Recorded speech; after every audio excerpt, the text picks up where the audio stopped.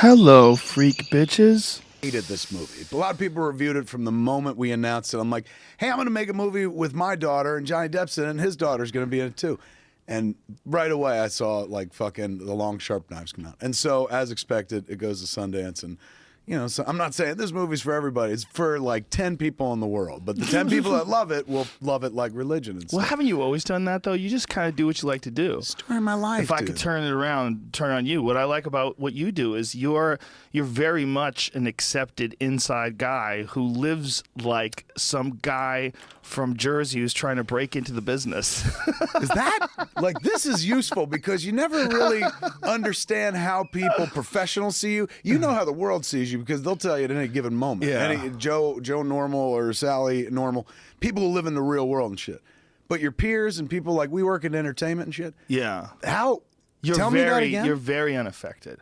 You're a uniquely unaffected but guy. also like ineffective at the same time. No, you're very effective. You're effective at doing what you enjoy, and that's why you have such a unique and loyal fan base. Is because they know it's like in this world. There's not a whole lot of unique visions. There's a lot of ideas that get brought to producers and executives, and a bunch of people pile in, and it becomes more of an idea where it's trying to appeal to a broader audience, and it switches up, and then someone wants to bring in a love interest. There's all sorts of influences that happen that homogenize as you drink some milk. I know that was My perfect man timing. drinks his milk. Oh my lord, that was perfect. The perfect timing of a stand-up comic. Well done. It does really. That's the best word for it, because even though if it's good, like you don't feel like that guy. Like Tarantino is one of the unique guys where even though his movies are these gigantic mega blockbusters, it feels like he's doing Tarantino. his own thing. Yeah, it feels like this crazy fucker just got the money and the wheels, and they're listening to him because he's Tarantino. Your movies have the same kind of feeling. Also connects with more people. Yeah, there's more of a like, oh yeah, that's cool. It's cinema of cool. Because you could just look at it, even if you don't have an experiential connection to it, like, oh, I once went to a 50s cafe, as per Pulp Fiction. You're just like, that looks badass. Yeah. Seeing John Travolta dance with Uma Thurman, that's badass. All the way up to the most recent. Yeah, everything about it is just like cinema of cool. And fed by a lifetime of movie loving and a movie diet. Yeah. So if you love movies, here's a guy that distills everything that's the essence of cool of cinema, and I don't want to keep hitting the cool bell because people are like, come on, that's a hipster term, but it does distill it down to those moments, not so much like massive arcs, but, ooh, this feels awesome. Oh, Yeah. that's dope. Oh, that's metal.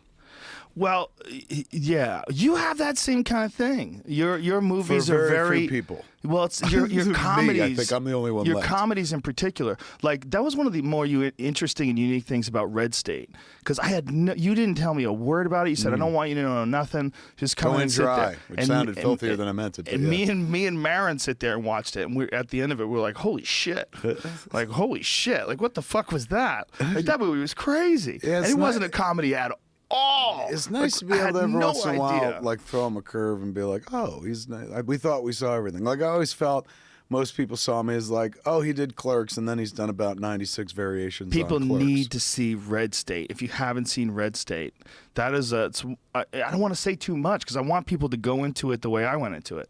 Just go see that fucking movie. But that's another movie where even though it wasn't like the same voice, it was still a unique voice. Right. You know, it's like I don't know what it's like to make a movie, but it's got to be a lot of people have a lot of say. Depends what your budget is. The bigger the budget, the more you have to listen to a bunch more people, and you can't be unreasonable about it. If you get tremendous amounts of success, like J.J. Abrams, and you're a nice guy at the same time, you can get away with being like, I'm going to do whatever I want. And people are like, what you want tends to work, so here, go nuts. But generally speaking, the more money you accept, the more input you also have to accept. Lower the budget, and if it's coming out of your pocket, you don't got to say shit to anybody, or nobody could tell you anything. But, if you're putting together something small, it's still a smaller circle of people to kind of answer to. You always have to be willing to hear what they're saying. If somebody's willing to give you ungodly amounts of money to make pretend, mind you, this is not like I'm going to give you funds and you're going to give me eggs, and then I'm going to sell those eggs, and I'm going to make more money selling those eggs.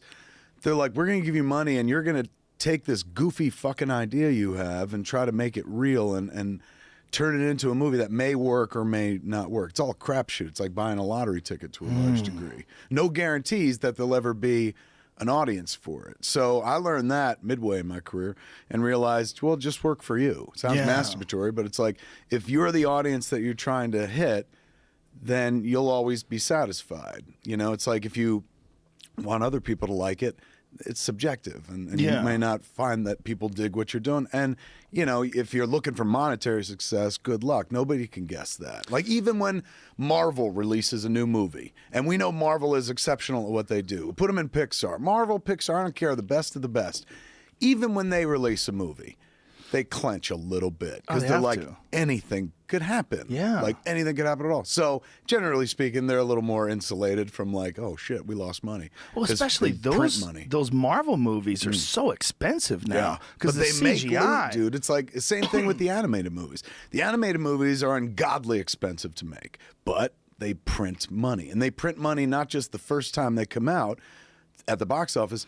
They print money through all the licenses. They print money where, you know, sometimes you go like, they're doing a sequel to that. Why? Why don't they do something new? Because they've already built the world. It's already there in a computer. And they're like, all we need is a new script and we're good. We've done our infrastructure. Like, when you think about it, if you were building something, you build all this massive infrastructure and spent 3 years putting it together and did it once. And then you're like, okay, everybody, goodbye forever. It's kind of a waste of everything you put together. That's why they immediately go for a sequel. No, A, they know they're going to make money, but B, they're going to make more money because they don't have to invest as much time and money as they did the first time. So that's what makes a studio go like, oh, that's easier. That's low-hanging fruit. And everyone's happy. You know, it's not like they're making art films that only a few people like. Generally, they tend to make flicks that a bunch of people want to go see.